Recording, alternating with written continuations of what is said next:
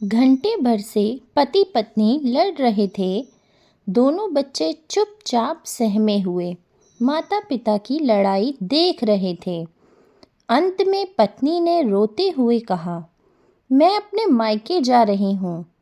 पति तुनक कर बोला, कौन रोक रहा है तुझे? जा, अभी निकल जा यहाँ से।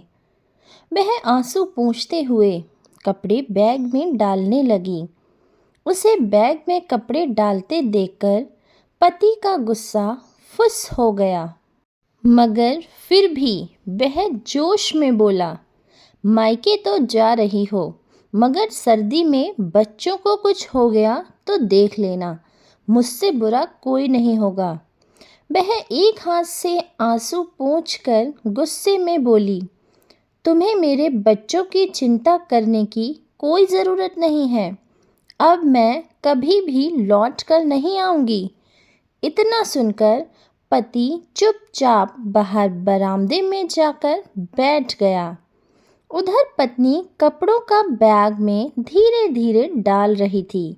शायद वह इंतज़ार कर रही थी कि पति आएगा, सॉरी बोलेगा और उसे जाने से रोक लेगा, मगर काफ़ी देर तक इंतज़ार करने के बाद भी वह उसे मनाने नहीं आया।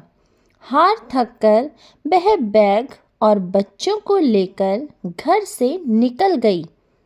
पति ने उसे देखकर मुंह फेर लिया। फिर पत्नी ने भी मुड़कर नहीं देखा। धीरे धीरे चलती हुई उसकी आंखों से ओझल हो गई। धीरे धीरे इसीलिए चली, शायद उसे विश्वास था कि पीछे से आवाज़ देगा, मगर ऐसा कुछ नहीं हुआ। जब बस में बैठी तो चौंक गई, क्योंकि पति देव तो पहले से ही बस में बैठे हुए थे। शायद दूसरे रास्ते से भागकर आया था। पति को देखते ही उसके हृदय में हुंक सी उठी और आँखों से झरझर आंसू बहने लगे, मगर उसने खुद को रोने से रोका और चुपचाप पति का हाथ पकड़कर उसे बस से नीचे ले आई। फिर रास्ते में रोते हुए बोली, इतना प्यार करते हो तो पहले नहीं रोक सकते थे क्या? वह कसकर उसका हाथ पकड़ते हुए बोला, तू खुद भी तो रुक सकती थी। वह बोली, जांच रही थी तुमको कि प्यार करते हो या नहीं। वह बोला, तुम अच्छी तरह जानती हो मुझे तुम्हारी लत लगी हुई है। तुम्हारे बिना एक दिन भी रहना मुश्किल है। हमेशा के लिए तुमसे दूर कैसे रह सकता हूँ?